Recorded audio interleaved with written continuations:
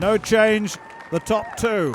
Emmanuel Bett, Haile Gebrselassie. Bett taking the lead for a moment, 31.49 gone. So they're coming up to 7 miles, and the sixth mile, 4:32. So it followed that 4:48 with a 4:32. So they're on schedule for around about 61 minutes. It's probably just outside at the moment. They are just outside that schedule. And that's Sonia Samuel's husband, incidentally, just pacing. She's a fine runner herself. And she's pacing, or he's pacing Susan Partridge at the moment. That's a very, very useful target for her to keep her on schedule. 33.18 gone for her, so she's between 6 and 7 miles then, Bellahouston Park. And she looks to be good if she can hang on, Fine scenes, which we shall see next year in the Commonwealth Games, of course, but these athletes totally and utterly, as I said before, deep in concentration. How on earth Haile Gebrselassie churns it out as he does? Twice Olympic champion, 5 times world champion, 5 times winner of the Bupa Great Manchester Run. He's one of 10 children, incidentally, from Ethiopia. As a child, he grew up on a farm, used to run 10 kilometres to school every morning, and the same back in the evening. And once upon a time, we used to notice a distinctive hold of his arm where he used to carry his books. It's incredible. Now then, Freya Ross is on her own now. So it's difficult for each of the athletes now, alone on a run of 13.1 miles. But Freya Ross will be looking to get somewhere close to, well, her best this season is 74.54. She's running quicker than that at the moment, I'm sure. And she used Partridge as the target for some considerable time, but didn't quite hang on. And the stress fractures, she's still recovering from that. And I'm sure we shall see her in the future rather. The facilities for the Commonwealth Games there for you to see for a moment. And the armadillo and the hydra, the Finniston crane, and it's all there. There's so much to look for on the course here. But though 40.37 gone on this race now, between 8 and 9 miles. Yeah. And I can tell you the 7th mile, 4:22. That's why they've broken so far away from the rest. 4 minutes 22. And that takes them inside 61-minute schedule. Now the record at the moment is held by Emmanuel Mutai, set 5 years ago at 61:10. So we shall see. Now then, Susan Partridge. On her own at the moment. I'm not sure where her target has gone, but nevertheless she's looking good, but a long, long way ahead. 42 minutes and 19 gone. So she is between 7 and 8 miles and looking very strong. But she is a marathon runner of some note now. That will have given her a great deal of confidence this last summer, getting 10th place in the World Championships. And building on that, this little downhill, 8 miles gone through there, and 42.41 or thereabouts. So that's going to be, she's in Pacific Key actually, or round about Pacific Key at that time. And this is, well, we didn't introduce Emmanuel Bett at the beginning, I'll tell you, but he is proving himself here, the big 10,000 metre man. Now, can he hang on to the marathon man? Well, they're passing the Riverside Museum now, and of course on the left, the Glen Lee, the tall ship, one of those ships built on the Clyde as part of that wonderful legacy of shipbuilding. And round they go, and it's still anybody's race. But really, when you look at the just look at, it was a break off there for a moment to look at Lamdesam. Lamdesam in 3rd place now. Now he's well down at the moment, coming up to the 10 or around about the 10-mile marker. So he's going to be, 30 seconds or so behind as he goes past the Riverside Museum and the tall ship, and we shall see. Now then, 47.18 gone, and that's between 8 and 9. And there is the Hydra on the right. Rod Stewart, incidentally, playing there last night. It'll be one of the Commonwealth Games venues.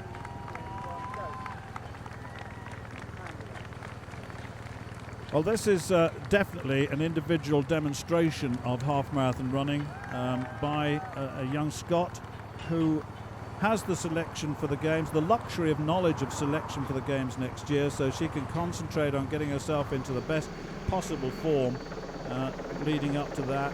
She's a graduate in mechanical engineering, incidentally, from the University of Glasgow. Oh, now as I say that, look at this. The brake is on. Now, Haile Gebrselassie just puts the pedal down. It's a subtle increase of pace, but the stride length lengthens, those arms are flailing, and Emmanuel Bett has no response at the moment. Brilliant, brilliant break by Haile Gebrselassie. This is a true champion in every respect.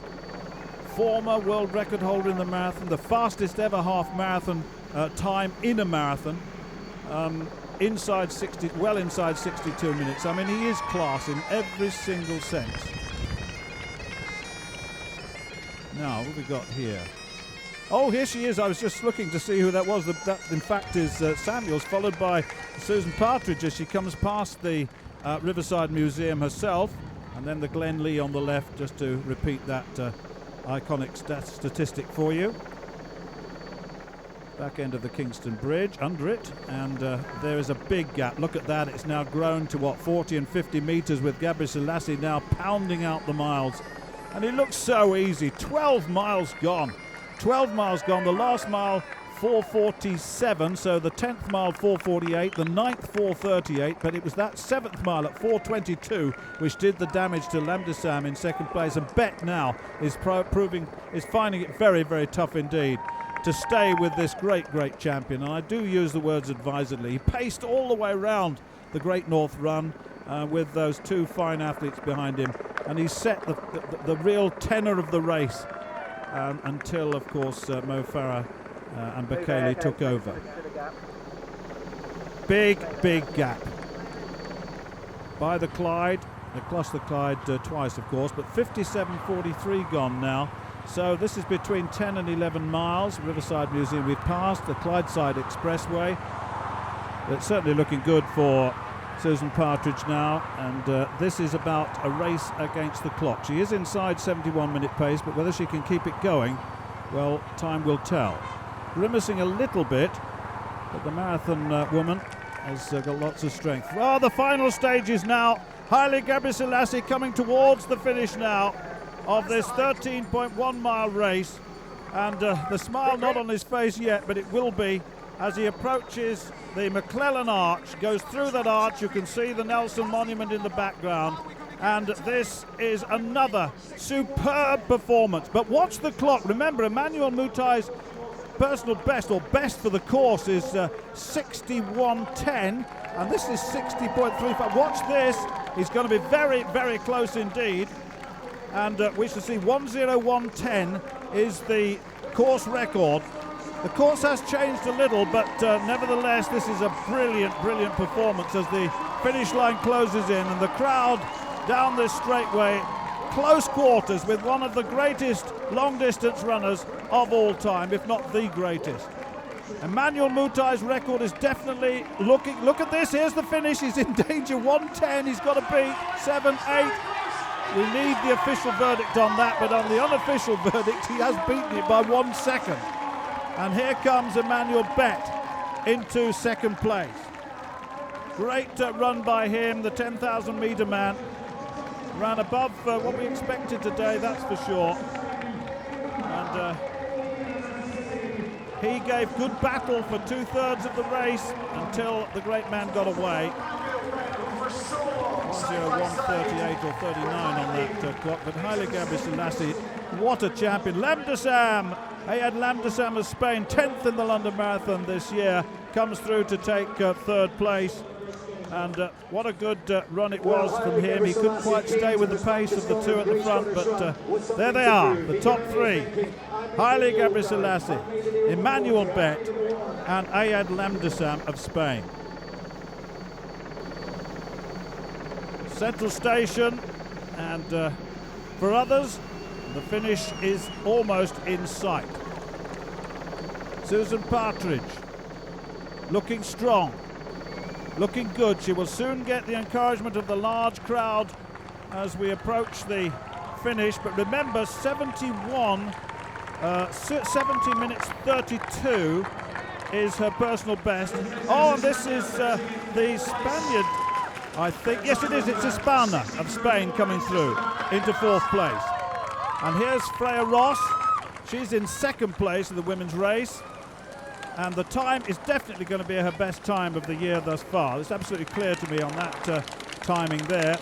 Her best time this year was, 74.54. She has a 72.23 as a personal best set in 2012. But there's the turn now in towards the McClellan Arch for a run that's been very, very strong indeed. Now watch the clock. How close is she going to be? It's going to be just about sub 71.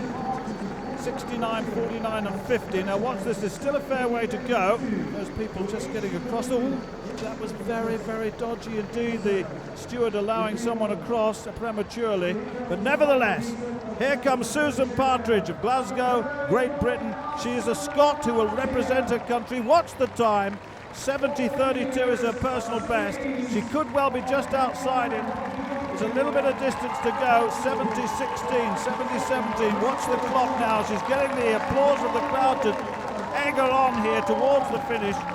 It's going to be very close to her best, but I think she's going to be outside it. But nevertheless, it's been a lone run. She's digging in. She's driving hard towards the finish. Look at this, 34, 35, 36, 37. Just outside her best, but what a good run it was indeed.